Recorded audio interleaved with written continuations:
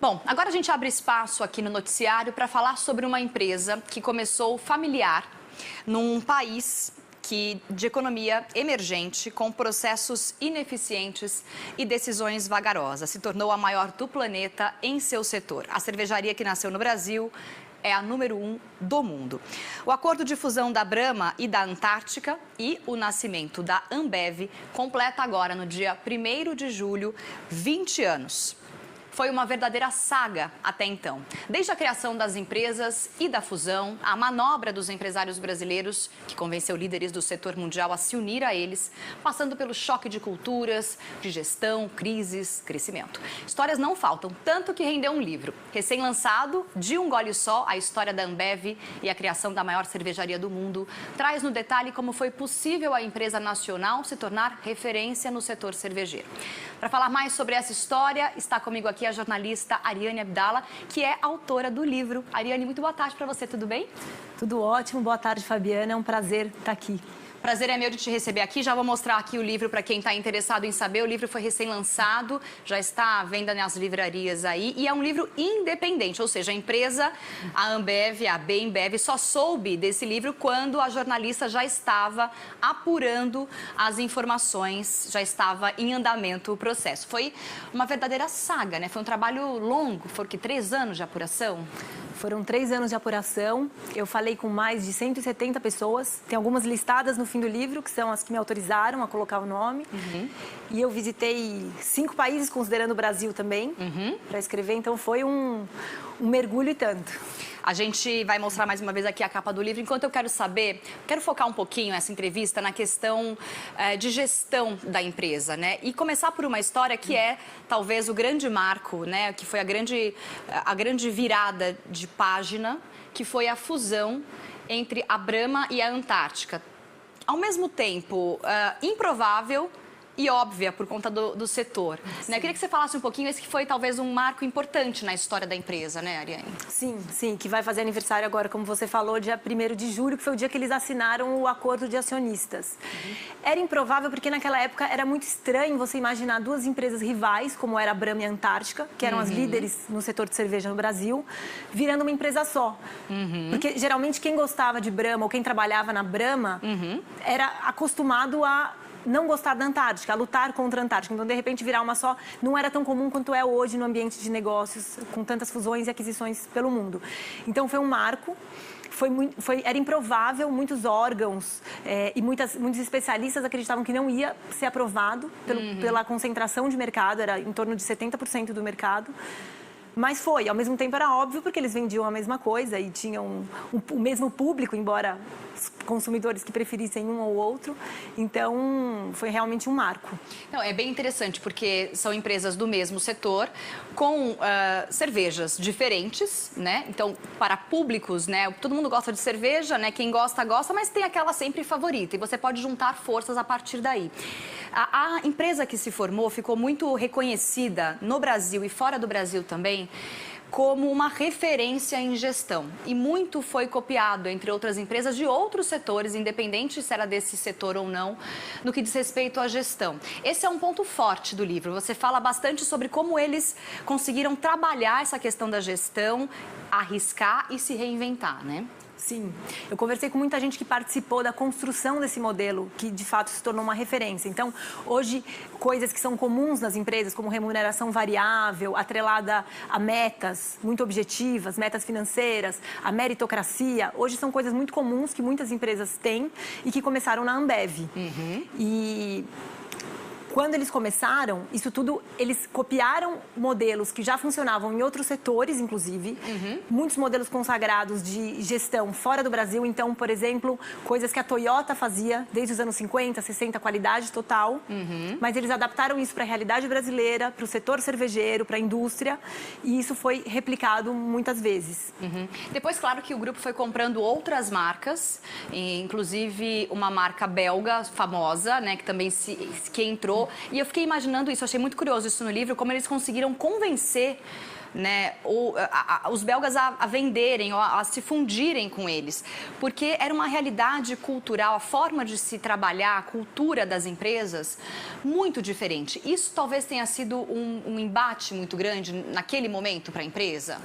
Olha, é muito interessante. Para mim, esse é um dos pontos mais fortes da história, foi o convencimento dos belgas. Foi uma fusão com a Interbrew, que era dona da Stella Artois, e criou a Ambev, que virou uma empresa multinacional. Até então era a Ambev, ela estava na América Latina, mas era muito presente aqui, né, no Brasil e América Latina.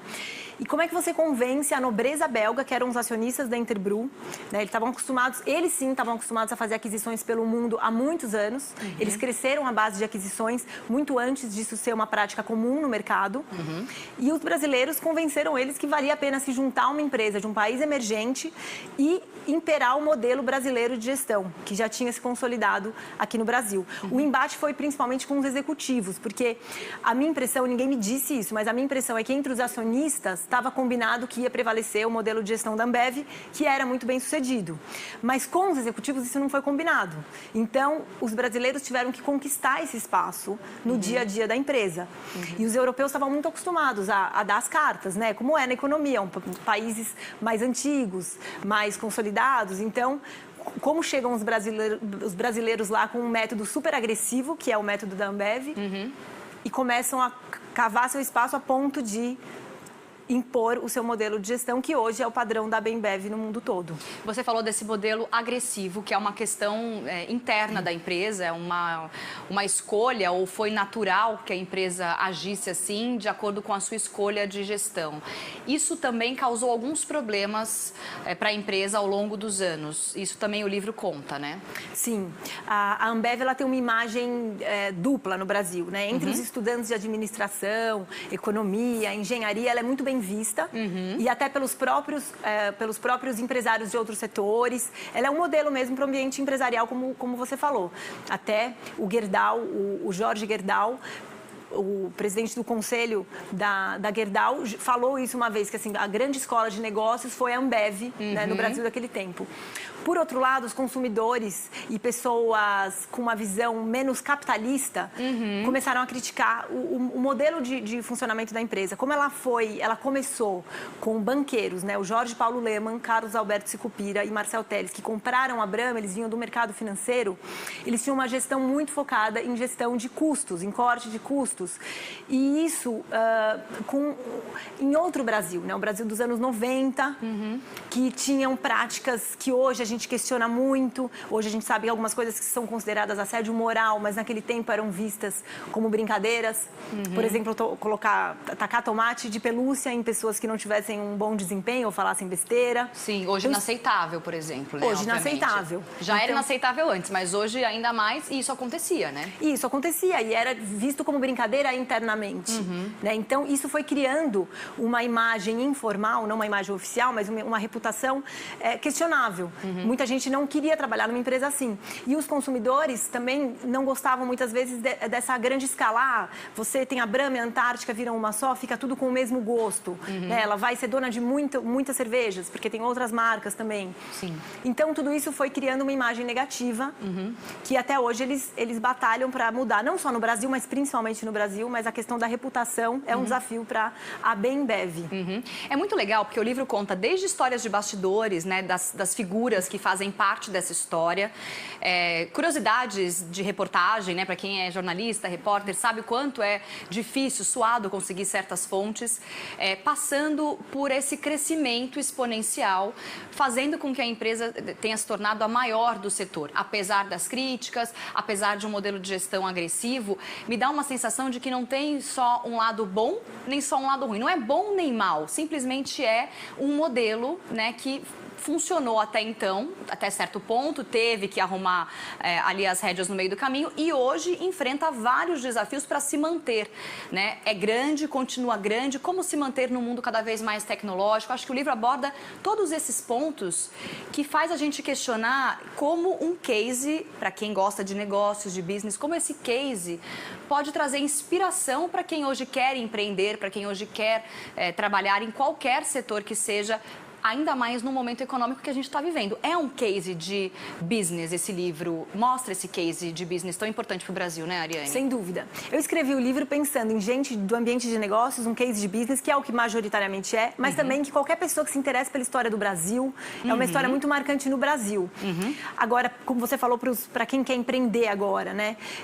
A grande lição para mim nesse sentido é uma junção de duas coisas que parecem paradoxais, pelo menos para mim pareciam num primeiro momento, e que juntas têm uma potência para você atingir qualquer objetivo, que é a disciplina, o planejamento. Aqui no Brasil a gente tem pouco hábito de planejar, de ser disciplinado, de pôr tudo na ponta do lápis, e ao mesmo tempo uma paixão, uma coisa que beira a loucura, uma intensidade, essa é uma palavra que define muito a empresa, uma obsessão por crescer, crescer e crescer e conquistar coisas que parecem impossível. Então, quando você junta essas duas coisas, o planejamento para ter os pés no chão, mas a loucura, a entrega, a coragem, a paixão para se arriscar, coisas incríveis acontecem. Sim, e eu achei muito legal porque a postura dos executivos era assim, não temos garantia, não sabemos se vai dar certo, todos dizem que é loucura e a gente está arriscando. Eu acho que para quem pensa em empreender, esse é um fator importante, colocando dentro disso que você acabou de falar, dessas duas forças. Você se jogar com planejamento, mas acreditando que aquilo vai funcionar. Mesmo que você tenha que fazer ajustes no meio do caminho, né? Exatamente. Você se jogar, se preparar para o risco, se jogar no risco e sabendo que a responsabilidade é sua. Inclusive de dar errado. E vai dar errado. Coisas vão dar errado no caminho. O livro mostra muito isso. Uma imagem emblemática, para mim, uma cena emblemática foi... Cena não, episódio foi a compra da Anheuser-Busch, que era dona da Budweiser, que era a cerveja mais consumida do mundo. Desde que eles começaram essa saga, eles falavam que queriam ser uma das maiores cervejarias do mundo. Em determinado momento, eles diziam que seriam a maior, o que soava como loucura. As pessoas riam quando ouviam isso. Porque a Budweiser era muito forte, né? A marca era em muito si... forte. E num mercado como o norte-americano, que é o maior mercado do mundo. E não estava à venda, era uma empresa familiar, tinha acionistas pulverizados, mas a gestão era familiar. Não estava à venda, era uma das empresas mais importantes dos Estados Unidos. E, de repente, os brasileiros foram lá, no meio da maior crise econômica do mundo, até então, que era de 2008, e compraram no maior financiamento em dinheiro da história, que depois foi superado pela venda da Monsanto para a Bayer em 2016, mas até então aquele foi o maior financiamento em dinheiro numa transação. Então, essa história está muito bem contada, eu consegui acesso a informações de bastidores que nem os próprios executivos conheciam, alguns detalhes da negociação, e mostra ali o quanto a ambição era grande. E quanto eles arriscaram, porque não sabiam se iam conseguir esse dinheiro todo, né, para fazer o financiamento. Não sabiam. E o pior foi que, ou melhor, a Anheuser-Busch colocou como condição, como o dinheiro era muito grande, era improvável eles conseguirem, era uma coisa que era difícil acreditar. A condição era, se eles não conseguissem, eles teriam que entregar em Embev, que era a empresa que estava comprando. Era garantia. Em garantia. Então, isso significava que a compra poderia se inverter. E com a quebra dos bancos naquele momento, chegou-se a pensar que isso fosse acontecer. Algumas pessoas me contaram que perderam o sono. O próprio Jorge Paulo Lemann já falou que perdeu o sono nesse momento, porque acharam que ia perder tudo. Então, é um risco real, é um risco de você... Eles estavam arriscando a própria empresa, não era só um risco do caixa. Eu acho que essas histórias são muito legais para poder entender como eles chegaram, até onde eles chegaram. Tem muito mais no livro, infelizmente o nosso tempo está terminando. Acho muito bacana poder também olhar para quem está interessado em saber como que fica daqui para frente, né? Porque as empresas, mesmo as grandes empresas, têm desafios enormes a partir de agora. É um case de negócios bem legal, de um gole só, a história da Ambev e a criação da maior cervejaria do mundo, da Ariane Abdala, que conversou comigo aqui no Band News. Ariane, muito obrigada pelo papo e sucesso para você. Foi um prazer, eu que agradeço. Espero que todos gostem do livro.